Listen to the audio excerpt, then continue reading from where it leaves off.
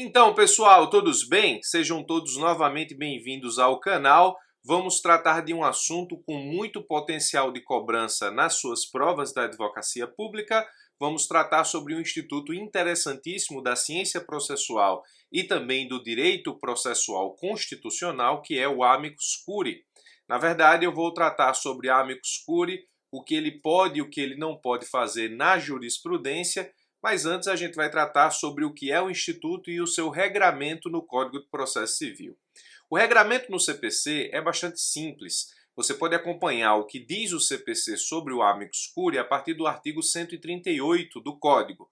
E lá tem dizendo o seguinte, de forma muito rápida, o seguinte, o juiz ou o relator, considerando a relevância da matéria, a especificidade do tema objeto da demanda ou a repercussão social da controvérsia, poderá, por decisão irrecorrível, de ofício ou a requerimento das partes ou de quem pretenda manifestar-se, solicitar ou admitir a participação de pessoa natural ou jurídica, órgão ou entidade especializada com representatividade adequada, atenção a essa expressão, no prazo de 15 dias de sua intimação.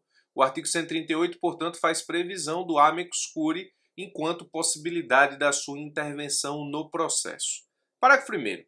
A intervenção de que trata o caput não implica a alteração de competência, nem autoriza a interposição de recursos, ressalvadas a oposição de embargos de declaração e a hipótese do parágrafo 3º, vamos ver daqui a pouco. Caberá ao juiz ou ao relator, na decisão que solicitar ou admitir a intervenção, definir os poderes do amicus curiae.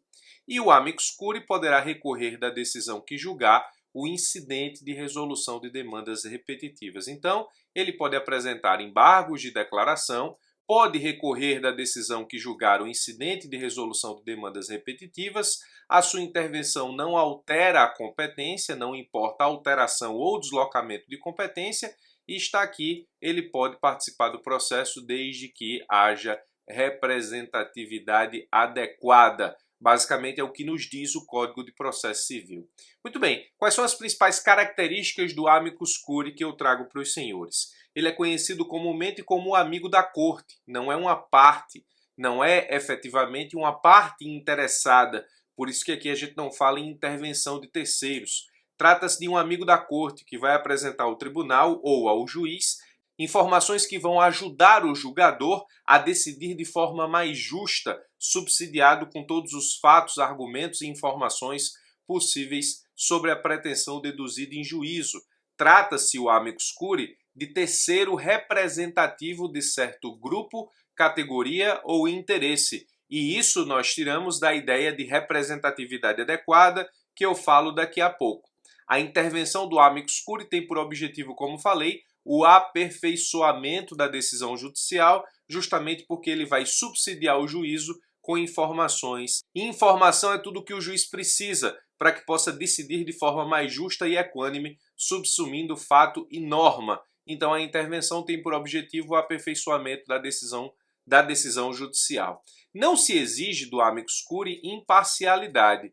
Ele, na verdade, é um terceiro, que não é imparcial, mas que não chega efetivamente a ter interesse processual, razão pela qual nós não podemos falar efetivamente em intervenção de terceiro. É o amigo da corte, não é imparcial, mas não chega a ser um terceiro interessado a ponto de estarmos diante da necessidade de falarmos em intervenção de terceiros.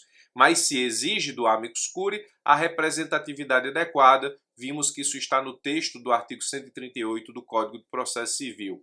O que é representatividade adequada? Aquele que se apresenta como amigo da corte, aquele que se apresenta como amicus curiae, precisa, nesse caso, estabelecer a possível e efetiva representação de certo grupo, categoria ou interesse. Então ele precisa ter a possibilidade de representar esse interesse, essa categoria ou esse grupo, e, nesse caso, é preciso, nos termos da jurisprudência do Supremo, que haja utilidade nessa representação, ou seja, é preciso que a intervenção do amicus curiae seja útil, no sentido de que ele efetivamente possa subsidiar o juízo com informações interessantes sobre a lide, sobre a pretensão deduzida em juízo, para, como disse anteriormente, atender ao principal objetivo dessa intervenção, que é o aperfeiçoamento da decisão judicial. Então, a representatividade adequada vai tanto da possibilidade efetiva de representar grupo, categoria ou interesse, quanto da própria utilidade do amicus curiae no processo. Então, presta atenção. Quais são as principais características do instituto? É o amigo da corte, não chega a ser uma parte, nesse caso, não chega a ter interesse processual a ponto de falarmos em intervenção de terceiro.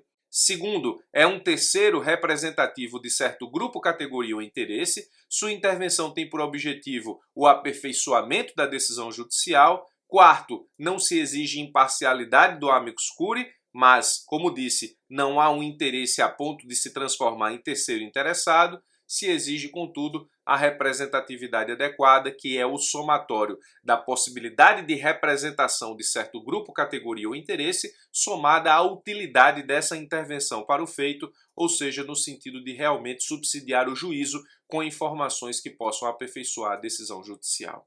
Muito bem, essas são as principais características e isso pode ser cobrado na tua prova. Eu trago agora um cenário da jurisprudência STF-STJ com as principais decisões dessas duas cortes superiores no sentido daquilo que elas estabeleceram enquanto do que pode ou não pode fazer o amicus curiae dentro do processo, tanto o processo subjetivo quanto o processo objetivo.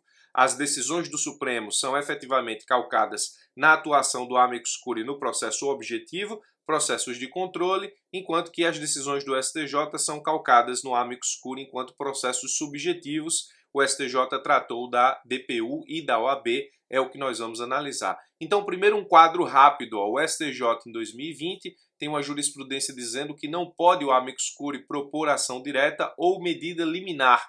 Essa decisão é importante. Se ele não pode propor a ação de controle, o amicus curiae também não pode, nesse caso, propor ou pedir, ainda que de forma incidental na ação de controle, nenhum tipo de medida liminar. Disse o Supremo em 2018 que decisão que admite ou inadmite o amicus curiae é irrecorrível. Decisão importante, vamos a ela daqui a pouco. Disse em 2017 que o amicus curiae, aqui é amicus curiae, pode atuar na reclamação. Jurisprudência do Supremo em 2017. O amicus curiae também pode ser aceito na reclamação na Corte Constitucional. E em 2014 existe uma decisão dizendo que o limite de atuação, portanto, de possibilidade de intervenção do amicus curiae é, em regra, porque essa decisão inclusive já foi flexibilizada em outros momentos, até a liberação do processo para inclusão em pauta de julgamento por parte do relator.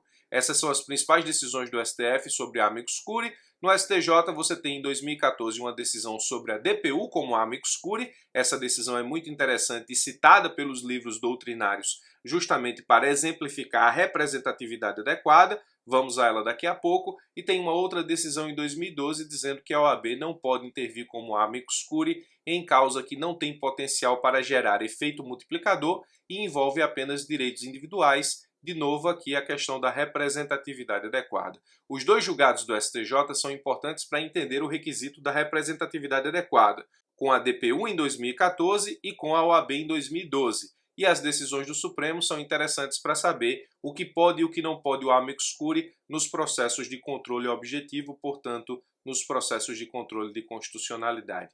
E aqui eu trago uma simplificação dessas decisões para que a gente possa entender melhor. A primeira decisão do Supremo de 2020 diz exatamente que o amicus curiae não pode propor ação direta ou medida liminar e diz: o amicus curiae não tem legitimidade para propor ação direta, logo também não possui legitimidade para pleitear medida cautelar. Assim, a entidade que foi admitida como amicus curiae em ADPF não tem legitimidade para, no curso do processo, formular pedido para concessão de medida cautelar. Esse foi o entendimento do Supremo a partir da relatoria do ministro Marco Aurélio, decisão de 2020.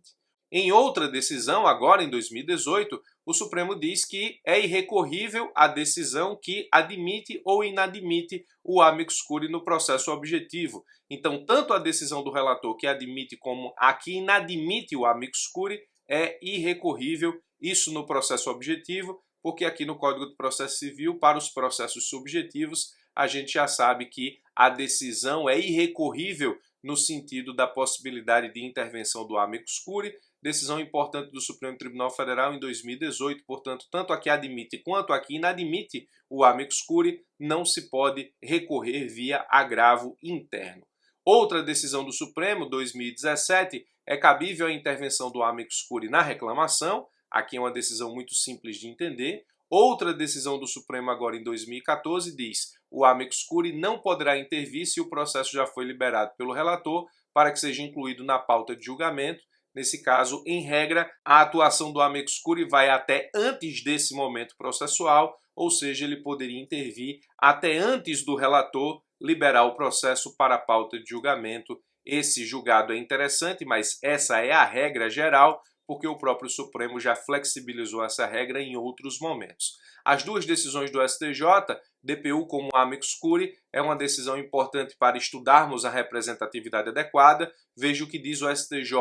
Não se admite a intervenção da Defensoria Pública como amicus curiae, ainda que atue em muitas ações de mesmo tema, no processo para o julgamento de recurso repetitivo em que se discutem encargos de crédito rural destinado ao fomento da atividade comercial. Nesse julgado, o STJ não diz que a DPU não pode ser amicus curiae. Ela pode, mas ela precisa demonstrar a representatividade adequada. O fato de dizer que atua em muitos processos do tema não é suficiente para averiguar a representatividade adequada da DPU. Diz ainda, no caso, o STJ, que o amicus curiae, no momento em que pedir a sua intervenção, essa intervenção e essa representatividade deve relacionar-se diretamente à identidade funcional, natureza ou finalidade estatutária da pessoa física ou jurídica que a qualifica para atender ao interesse público de contribuir para o aprimoramento do julgamento da causa. Como disse, decisão do STJ muito interessante para entendermos o que é representatividade adequada